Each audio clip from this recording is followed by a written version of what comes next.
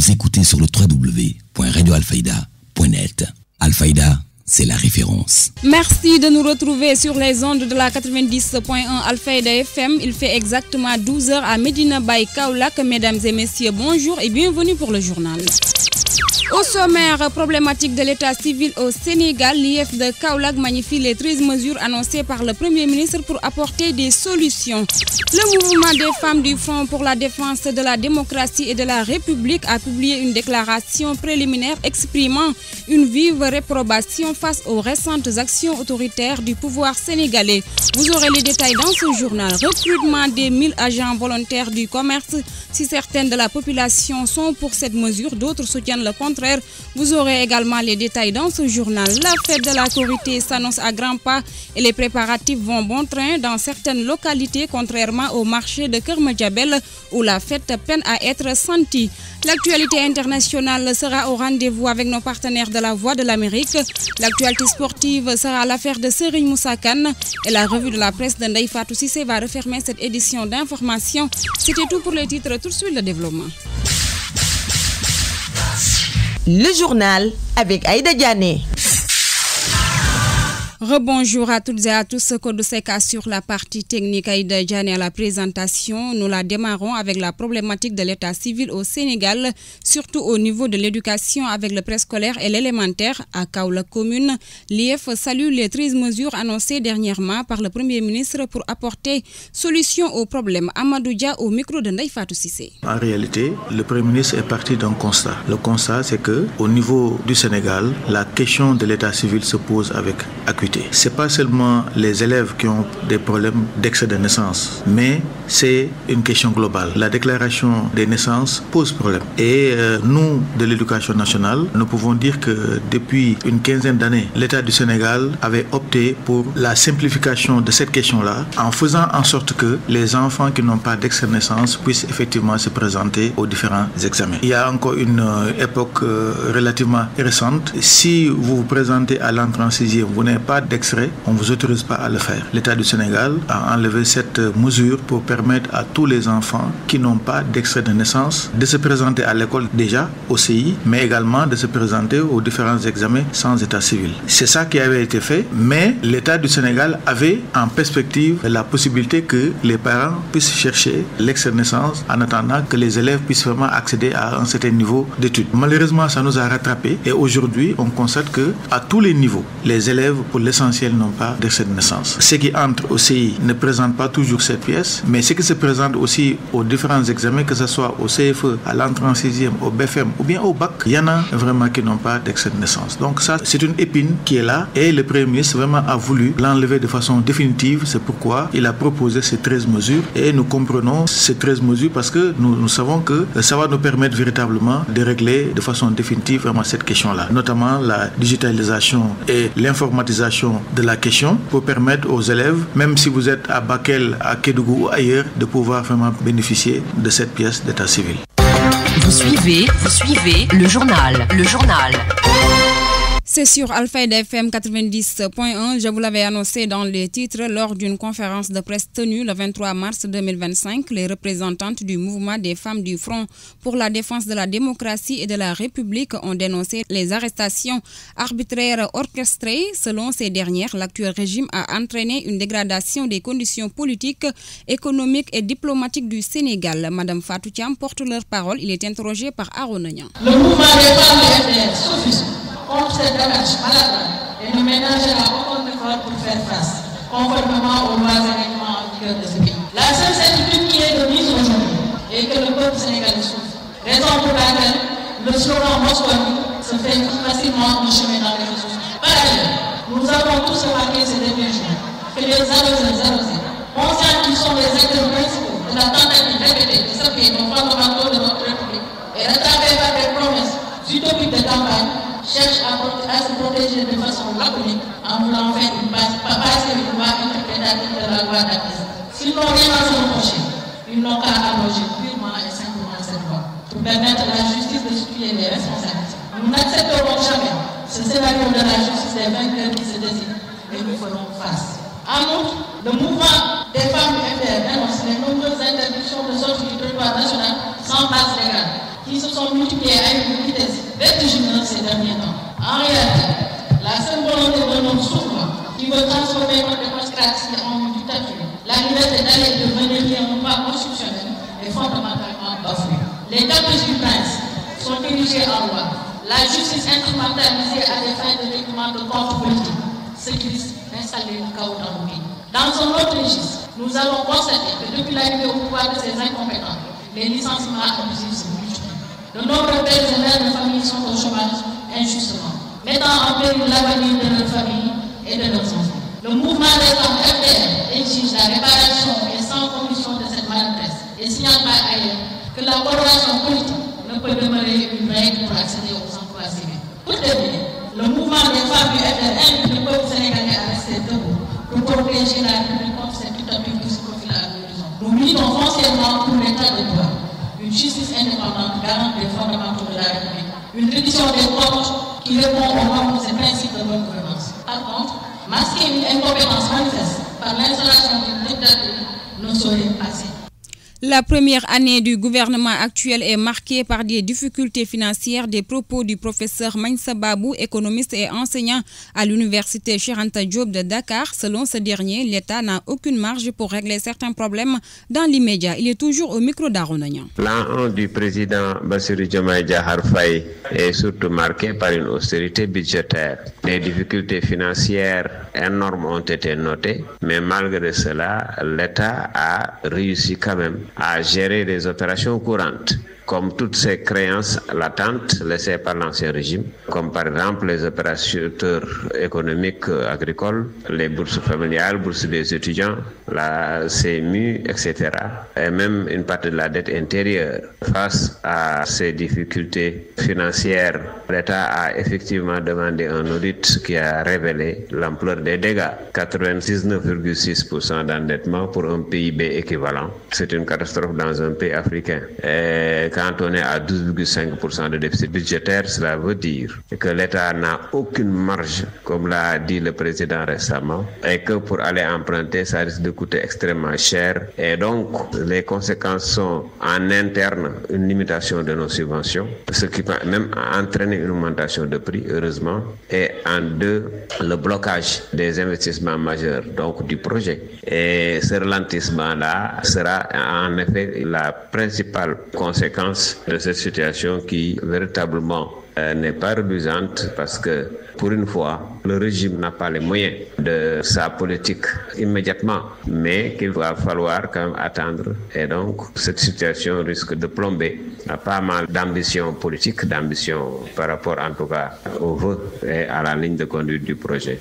Le parti au pouvoir a publié un communiqué ce dimanche pour s'indigner des insultes et grossièretés de certains chroniqueurs dans les médias. Il a saisi l'occasion pour interpeller le régulateur. Ayib Daffé, président groupe parlementaire PASTEF, a réagi au micro d'Aronagnan. Pour nous indigner, dénoncer et condamner le traitement que subissent un certain nombre d'autorités, d'institutions et de dépositaires de l'autorité politique, dont la plupart sont membres du parti PASTEF, de la part de certains médias, particulièrement de ce qu'on appelle des chroniqueurs, qui sous couvert de ce statut en profitent pour détourner le service public de l'information, en fait pour faire de la politique politicienne. Cela ne nous dérange pas, chacun peut être dans un cas, mais ce qui nous dérange, c'est qu'ils confondent liberté d'expression, liberté de presse et liberté de proférer des insultes, d'être grossier, d'être insolent, d'être arrogant envers des personnalités sur la base d'une arrogance unie. Donc, ce que nous déplorons et qui est contraire en fait à l'éthique, contraire à la déontologie, qui est contraire également au texte qui régissent le fonctionnement de l'audiovisuel et notamment de la presse, le code de la presse ou bien les cahiers de charges des médias. Éviter que l'espace médiatique ne soit détourné, ne soit dévoyé, que ce soit le Conseil national de régulation de l'audiovisuel, que ce soit le CORED, nous les avons interpellés parce que ce que nous ne voulons pas, c'est qu'il y ait une escalade. Les personnalités qui sont insultées ont du monde derrière eux. On ne veut pas qu'il y ait de justice privée. Nous demandons à cet acte de régulation d'agir. Ce qui a été fait, là a été fait sous le silence des rédactions parce que ces médias-là disposent de rédacteurs, disposent en tout d'autorités auditoriales qui doivent intervenir quand il y a des dérives, quand il y a des dérapages verbaux, notamment des insultes qui sont répétées continuellement. Nous allons déjà demander, avant de parler du PASTEF, ces personnalités qui ont été insultées, qui ont été copieusement injuriées, Donc en direct, nous leur demandons de saisir la justice, non pas pour leur propre personne, mais pour éviter que de pareils dérapages, que de pareilles escalades, de pareilles grossièretés ne soient érigées en règle donc dans l'espace médiatique. Nous allons en tout cas saisir toutes les voies de droit pour faire cesser, pour que pareils écarts ne se reproduisent pas. Parlons à présent des concessionnaires du nettoiement du Sénégal qui ont annoncé avec regret qu'ils pourraient être contraints d'interrompre ces services de collecte et de mise en décharge des déchets solides urbains sur l'ensemble du territoire national à partir du mercredi 26 mars 2025. Boubacar Diallo est le dit président, il est au micro d'Aronagnan. Nous avons décidé d'interpeller à nouveau les autorités face à la situation que traversent nos entreprises. Au mois de décembre dernier, les autorités avaient pris des engagements allant dans le sens de régulariser nos factures de l'année 2024 et ce avant ce 31 mars 2025. Et certes, des efforts ont été faits, mais malheureusement, c'est très en deçà de nos attentes, ce qui implique que toujours nous vivons la même situation, c'est-à-dire nous traversons des tensions de trésorerie et qui font que effectivement, si les autorités tardent à réagir par rapport à notre situation, nous serons dans l'obligation de garer nos camions sur l'étendue du territoire. Pour le moment, c'est une forte probabilité parce que vous n'êtes pas non seulement sans savoir, en plus des charges qui nous incombent et on va irrémédiablement vers la qualité et nous avons aussi un personnel à satisfaire. Donc notre souhait est qu'il n'y ait même pas une minute d'arrêt de travail, mais si effectivement des solutions ne sont pas trouvées allant dans le sens de régulariser nos factures, nous allons tout simplement garer nos camions et ce jusqu'à ce que règlement de nos factures. L'actualité régionale, nationale, c'est sur Alfayda FM 90.1. Il est midi passé de 12 minutes sur les ondes de la 90.1 Alfayda FM. Je vous l'avais annoncé dans le titre, recrutement de 1000 agents volontaires du commerce annoncé par le ministre du Commerce pour la surveillance des marchés. Une initiative diversement appréciée par les populations. Un reportage d'Alun Badara Diop. Dans le cadre de la bonne marche pour un commerce fiable, le ministère du Commerce compte effectuer un recrutement de 1000 agents volontaires de la consommation. Une initiative bien appréciée par le président des consommateurs de la région de Kaolack, Elhaji Abdou Badjo, Ascosen. Oui, vraiment, c'est une appréciation salutaire. Nous, de l'Ascosen, nous, les associations de consommateurs, surtout de l'Ascosen, c'est nous qui avons porté ce combat avec l'ancien régime qui était là, pour au moins, parce qu'on a vu que dès que le gouvernement fixe les prix des denrées de première nécessité, c'est tout à fait un problème pour qu'au moins nos boutiquiers, nos commerçants respectent ces prix-là. Et vous le savez, comme tous, ici à Kaolack, il y a un nombre insuffisant de contrôles d'économie qui sont sur le marché. Parfois, tu trouves 2 personnes, 3, ce qui est insuffisant. Trouver au marché gate ce commerçant dit ne pas être en phase avec le ministre du Commerce. Si j'étais un conseiller du ministre du Commerce, vaut mieux de laisser ces contrôleurs et ces sonadis. Ce n'est pas une bonne voie pour contrôler le commerce. La meilleure façon de contrôler le commerce, de contrôler les grossistes, cela veut dire les importateurs.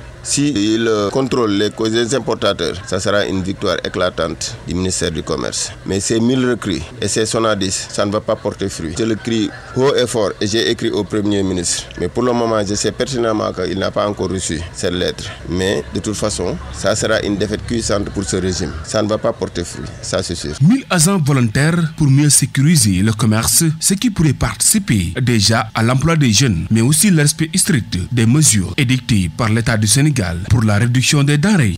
Restons-y toujours. Le président de l'Ascosen, Elhaji Abdou Badjo, salue l'initiative du gouvernement concernant le recrutement des 1000 agents volontaires pour le contrôle des prix. Ce dernier renseigne que cette mesure va diminuer le taux de chômage des jeunes. À cet effet, il demande à l'État d'augmenter les 1000 agents. Il est au micro d'Alun Badara Diop. Il ne faut même pas superviser Kaolack, surtout la région. C'est pour cela, nous, au sein, avec l'ancien régime, on avait demandé de recruter, de faire volontaire de la consommation. Et ce que l'ancien gouvernement a compris. Ils ont recruté certains, mais c'est insuffisant. Parce que beaucoup de gens ne savaient même pas que s'il y avait ces contrôles sur le marché. Et le nouveau régime aussi est venu pour appliquer, pour faire ce que nous, on l'avait demandé pour les volontaires de la consommation. Ils sont venus dire qu'ils vont recruter 1000 volontaires de la consommation. C'est à saluer. Et vraiment, on encourage le gouvernement à faire d'efforts, d'augmenter, même pas 1000, mais peut-être 2000 même. Parce que si vous prenez une région comme Dakar, il y a certains quartiers, comme par exemple Parcelles, et certains quartiers de Dakar, Grand Yoff,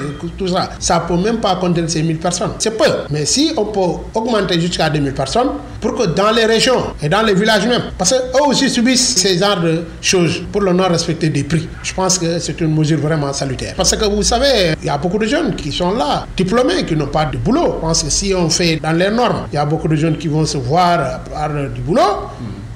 De l'emploi, je pense que là aussi c'est une bonne chose aussi. Et ces jeunes aussi pourraient avoir quelque chose de l'emploi. Et c'est une bonne chose parce que ça peut aider. Vous savez, ici au niveau de la région de Kaolack, et partout au Sénégal, le nombre insuffisant de contrôle, on ne les sent même pas sur le terrain. Mais si ces volontaires de la consommation viennent d'ajouter à ces contrôles-là, je pense que vraiment ça serait une bonne chose pour l'employabilité des jeunes, mais aussi pour garantir, en cas de diminution, en cas de déclaration des prix, en cas de fixation des prix, pour au moins que pour tout le monde sache que maintenant, si tu ne respectes pas les prix fixés, il sera sanctionné. Je pense que ça, c'est une bonne chose.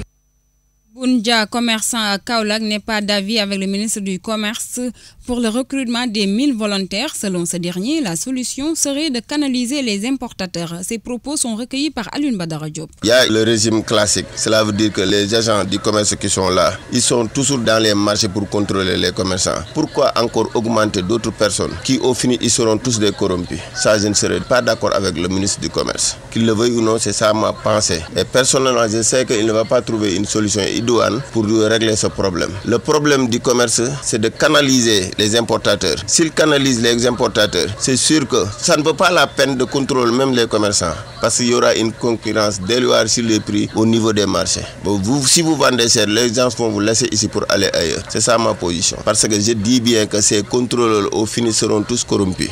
Je crie ça haut et fort. Si je suis dans le marché depuis 1992, je parle dans un secteur que je maîtrise très bien. C'est Sonadis, c'est du gaspillage. Tous les gérants seront en prison. Sous peu de temps, on parlait de boutiques témoins. Où sont ces boutiques témoins? Vous voulez tenter ça? Je lui ai dit niet. Il n'a pas continué ce système. Il a tout laissé. Je lui ai conseillé de ne pas faire ces boutiques témoins à Kaolack. J'étais la seule personne qui était opposée à ça. Il y avait des gens qui étaient fâchés contre moi. Mais c'est ça la vérité. Nous vivons une réalité. Il ne faut pas bafouer ces réalités. C'est ça la vérité. Il ne faut pas bafouer ces réalités. Dire 1000 contrôleurs, c'est gonfler le budget. Créer des Sonadis, créer un autre système qui va engloutir des personnes. Pour rien. Ça sera des dépenses qui vont inutiles, qui vont anéantir la marche du régime. Qu'il plaît au grand Dieu. Je pense que concernant l'oignon et les pommes de terre, il y aura en abondance. Mais concernant l'huile, c'est en train de stagner. C'est l'huile qui pose un peu problème. Mais concernant le riz, l'oignon, les pommes de terre et les denrées de première nécessité, c'est l'huile qui stagne. Je pense personnellement qu'il n'y aura pas de pénurie cette année. Restons dans le même sillage. Depuis quelques jours, les Sénégalais constatent une baisse significative du prix du riz. Une nouvelle qui suscite à la fois soulagement et interrogation selon l'agence Bloomberg. Cette chute s'inscrit dans une tendance mondiale marquant un tournant historique après 15 années de prix élevés. Mamoudou Samba Anne, économiste, est au micro d'Aronagnan. Au niveau local, les impacts vont être très importants parce que comme vous le savez, le riz est l'aliment de base des Sénégalais. Tous les Sénégalais mangent du riz chaque jour. Chaque jour, si on le calcule, c'est des milliards et des milliards. Alors, et c'est ce que l'État est obligé, puisque pour le moment, on n'a pas d'autosuffisance alimentaire en riz. Nous, la majorité de ce tonnage, nous sommes obligés de l'importer. Donc ça grève énormément sur la balance commerciale du Sénégal. Alors la chute de ces prix-là, ça veut dire quoi? Ça va être très intéressant pour le consommateur, le simple consommateur sénégalais. Si c'est répercuté, bien entendu, par rapport, l'État a répercuté la vérité des prix, ça va être très intéressant pour le consommateur sénégalais qui verra un peu son pouvoir d'achat augmenter. Ou que l'État peut-être peut ne pas le répercuter et profiter de cette manne financière pour faire face à ses charges, par exemple à la dette qui est extraordinairement élevé,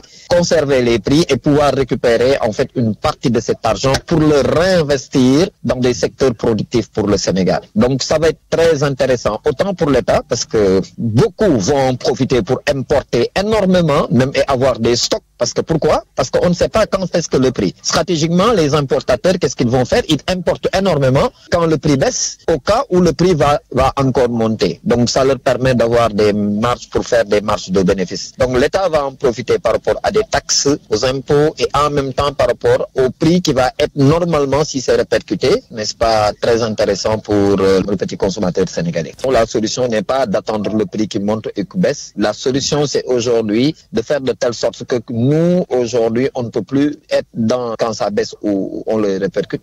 Les interdictions d'exportation imposées par l'Inde pour sécuriser ses approvisionnements avaient encore aggravé la situation des propos de Mamadou Samba Anne, économiste toujours au micro d'Aronagnan. Il faut aller vers ce qu'on appelle le fait de ne plus dépendre, le fait d'avoir cette autosuffisance en riz pour ne pas dépendre de ces cours qui montent ou qui baissent. On est dans une situation où on ne peut plus se permettre ce luxe d'attendre ces prix qui baissent ou qui haussent. Il faut aller vers une production, n'est-ce pas, qui va permettre de ne plus importer et de ne pas. Parce que le prix là, c'est comme un peu, ça va monter aujourd'hui, demain ça va baisser. Et à chaque fois, ça a des répercussions sur l'économie. Donc je pense que la vraie solution, c'est d'aller vers l'autosuffisance, rendre le secteur extrêmement productif et optimum pour l'intérêt du Sénégal. C'est aujourd'hui mettre en place tout ce qui va permettre d'avoir la production. Parce que si vous voyez au Sénégal, on produit 3 mois. C'est l'hivernage qu'on produit et puis c'est terminé. Qu'est-ce qu'il faut? Il faut des terres, on en a. Il faut quoi? Il faut de l'eau, on en a. Et aujourd'hui, l'eau, on peut en avoir tout le temps. Parce que si vous voyez le fleuve Sénégal, c'est 10 000 milliards de mètres cubes qui se déversent sur l'océan. Comment faire aujourd'hui pour détourner cette eau? Et eux, ils ont un peu les zones qu'ils vont mettre un peu partout, détourner cette eau et faire qu'on ait de l'eau 12 mois sur 12,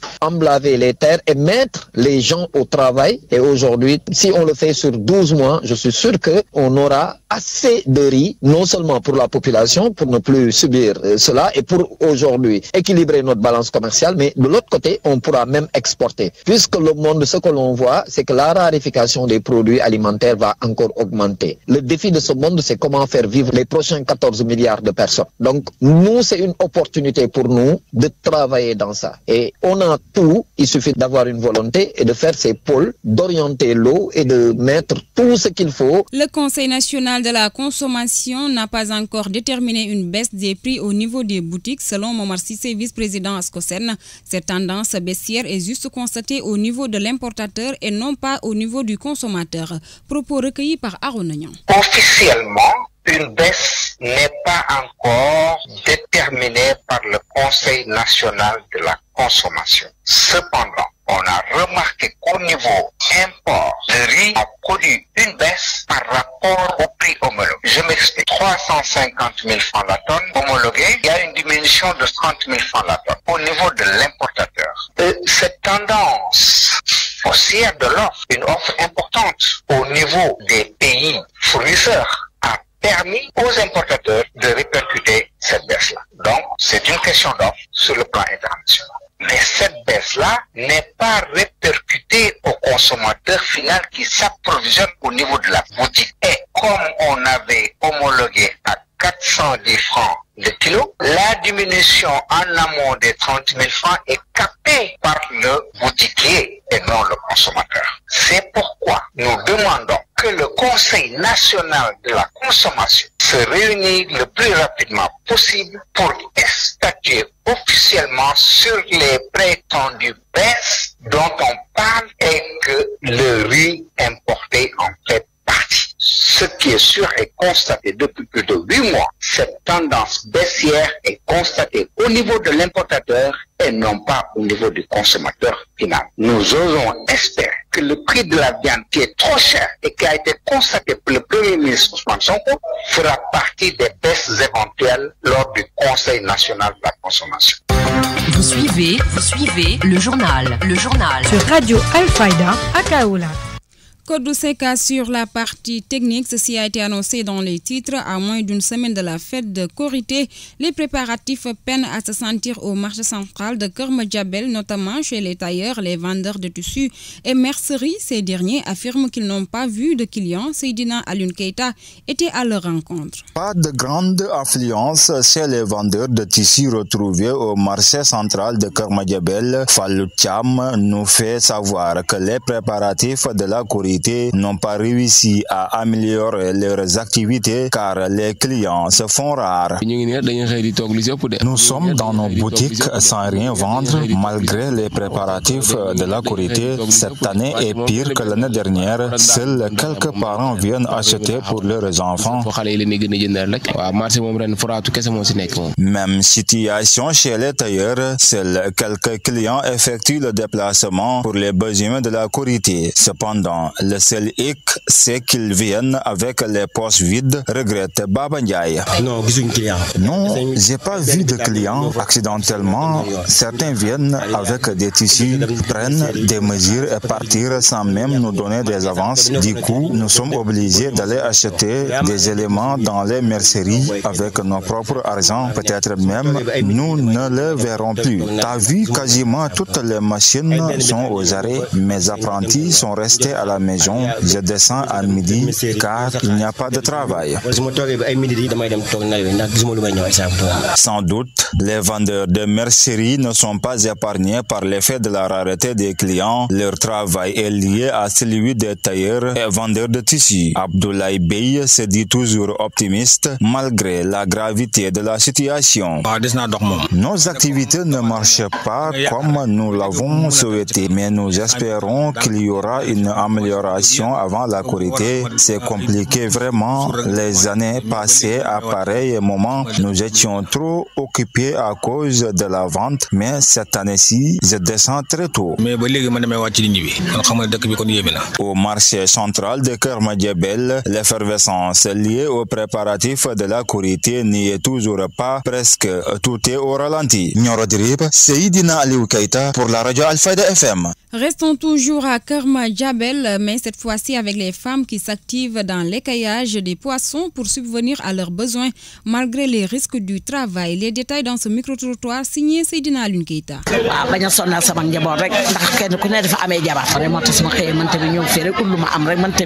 Je travaille dans l'écaillage et le vidage des poissons pour subvenir à mes besoins.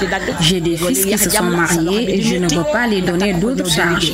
Le travail n'est pas du tout facile car il présente plusieurs risques. Je suis dans le marché depuis 5 ans. On négocie avec nos clientes, sinon c'est dur vraiment. Souvent, certaines clientes reviennent même pour te coller une faute qui n'existait même pas. Les tarifs varient entre 200 à 300 francs. Parfois, une maigre somme de 75 francs. Nous n'avons pas de tarif fixe. Également, pour les kilogrammes de poissons, tout se règle en parfait accord.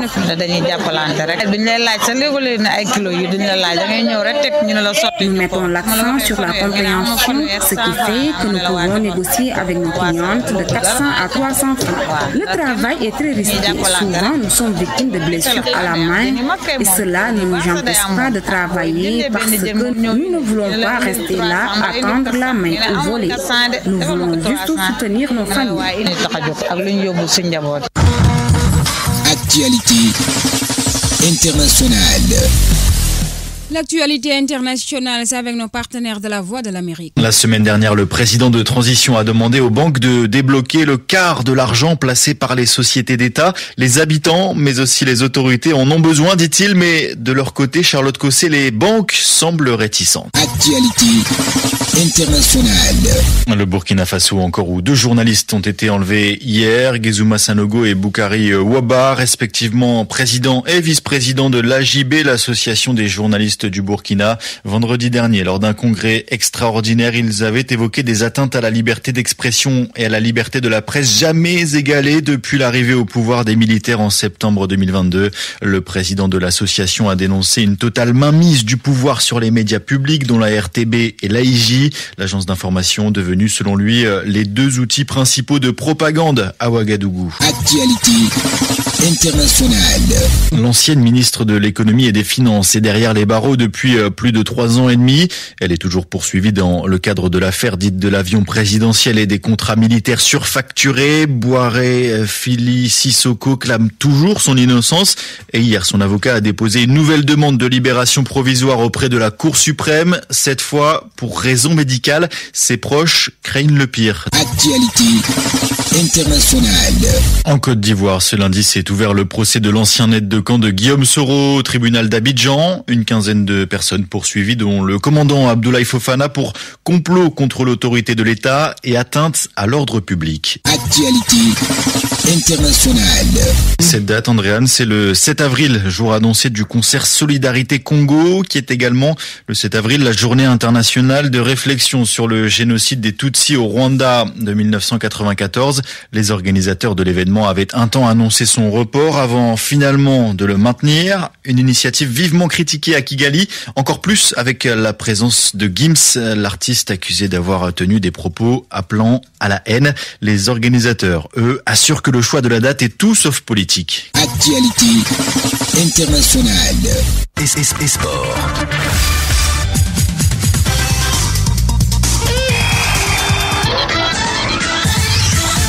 L'actualité sportive, c'est l'affaire de Serigne Moussa Kane. Bonjour. Bonjour Aïda, une page sportive que nous ouvrons avec la 6e journée des éliminatoires du Mondial 2026. Ce soir à 13h, Botswana reçoit Somalie, Bénin reçoit Afrique du Sud, Ouganda reçoit Guinée, Nigeria reçoit Zimbabwe, Sénégal reçoit Togo à 21h au stade Maître Abdoulaye Wade, Cameroun reçoit Libye, Soudan du Sud le choc, Soudan est pour le moment leader avec 11 points, le Sénégal est 3e, Égypte reçoit Sierra Leone, hier Namibie et Guinée équatoriale ont fait match nul 1 but partout. Libéria bat Sao Tomé et Principe 2-1. République centrafricaine Mali ont fait match nul blanc 0 but partout. Côte d'Ivoire bat Gambie 1-0. Le milieu de terrain du Hellas Vérone, Chernias, a été touché à un ischio-jambier. Il a quitté la tanière pour se rétablir dans son club, annonce faite par la Fédération sénégalaise de football. Mondial 2026, à part les 3 pays hôtes, à savoir le Canada, le Mexique et les États-Unis, le Japon et la Nouvelle-Zélande sont les seuls qualifiés pour le moment. Pour la zone Europe, Moldavie joue Estonie, Israël joue Norvège, Gibraltar joue République tchèque. Pour la zone Amérique du Sud, Bolivie joue Uruguay, Argentine joue Brésil, Chili joue Équateur, Colombie joue Paraguay, Venezuela joue le Pérou. Votre rubrique Sport et Ramadan. Votre rubrique Sport et Ramadan.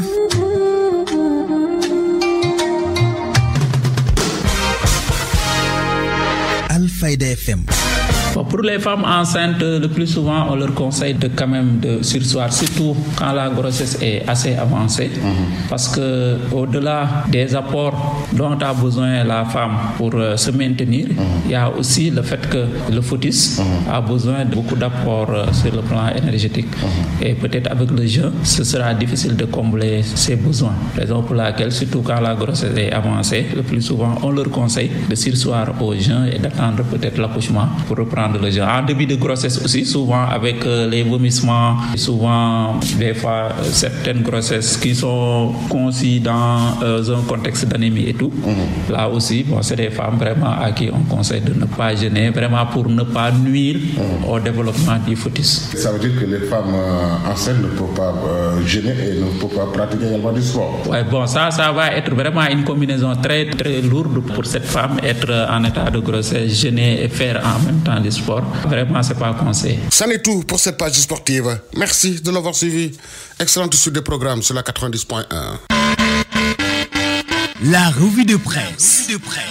L'Obs Pop place le soleil sur quotidien, Walf le matin. Place à la revue de la presse de Ndeye Fatou Cissé. La revue des titres à la une des quotidiens sénégalais paru ce matin que nous ouvrons avec la Tribune. Le journal qui fait mention de la situation des finances publiques de relever que la dette du Sénégal reste soutenable selon le FMI qui dément ainsi son coût, dit le journal, soulignant que le fonds qui exige des preuves sur les fausses déclarations soulevées reste catégorique sur sa position. Nous ne pouvons pas discuter d'un nouveau programme avant d'avoir réglé la question suppression des déclarations erronées, précise à la une de la publication le chef de mission du FMI. Suite aux révélations du rapport de la Cour des comptes, le FMI suspend le nouveau programme d'aide pour le Sénégal. Coup dur pour Dakar, titre source à Walf Quotidien qui parle d'un crédit de 1000 milliards de francs CFA. De noter à ce propos que le FMI douche les espoirs du Sénégal. Affaire Farbangom et Taïroussar, le pôle judiciaire financier à l'épreuve du cautionnement. Titre ce matin le Témoin qui livre à ses lecteurs les véritables raisons de l'irrecevabilité des garanties en espèces et en nature estimées à près de 500 milliards. Impact de l'exploitation des ressources extractives sur l'environnement. La pagaille des hors-la-loi mise entre guillemets. Le titre émane de la une de Sud Quotidien. Affaire Prodac, l'observateur s'intéresse entre autres sujets au rapport crucial de l'expert. À la une du quotidien Yor, ce que le journal appelle les attaques insolentes et répétitives contre le PASTEF et son leader. À la TFM, et si Youssou Ndour retirait les ficelles, s'interroge la publication. Insulte contre son leader, boycott de TFM, menace de représailles, etc. Le PASTEF en transe. Note las, affaire du braquage en pleine circulation. À Wakam, la DIC intensifie la traque, annonce ce matin Libération qui renseigne qu'un troisième membre de la bande a été cueilli à Touba et acheminé à Dakar au moment où les pères de 2 membres de la bande des braqueurs ont été placés en garde à vue pour nécessité d'enquête. Dans le même journal, les résultats de l'enquête sur le drame familial au quartier Médine de Mbour. Les 2 enfants ont été empoisonnés. Renseigne Libération qui indique qu'au sorti d'hôpital, leur maman qui avait tenté de se suicider a été placée en garde à vue après des aveux partiels. Saisie de 4,3 milliards de francs CFA en billets noirs, une femme arrêtée à Saly. Informe ce matin plusieurs journaux dont l'Éveil. Et puis dans le même journal, les assurances de Pape Thiaw, sélectionneur national de l'équipe de football du Sénégal. Le public va voir un autre visage des Lions. Alfayda FM 90.1. Merci Ndeye Fatou Cissé et c'est l'élément qui met fin à cette édition d'information. Tout de suite le rappel des titres. Problématique de l'état civil au Sénégal, l'IF de Kaolack magnifie les 13 mesures annoncées par le Premier ministre pour apporter des solutions. Le mouvement des femmes du Front pour la défense de la démocratie et de la République a publié une déclaration préliminaire exprimant une vive réprobation face aux récentes actions autoritaires du pouvoir sénégalais. Vous avez suivi les détails dans ce journal. Recrutement des 1000 agents volontaires du commerce. Si certaines de la population sont pour cette mesure, d'autres soutiennent le contraire. Vous avez suivi également les détails dans ce journal. La fête de la Korité s'annonce à grands pas et les préparatifs vont bon train dans certaines localités, contrairement au marché de Kermedjabel où la fête peine à se sentir. L'actualité internationale était de la partie avec nos partenaires de la Voix de l'Amérique. L'actualité sportive, c'était l'affaire de Serigne Moussa Kane et la revue de la presse de Ndeye Fatou Cissé a refermé cette édition d'information. Kodou Seck a assuré la mise en onde, Aïda Diané à la présentation. Merci de nous avoir suivis sur les ondes de la 90.1 Alfayda FM et passez une excellente journée sous la protection divine. Le journal avec Aïda Diané.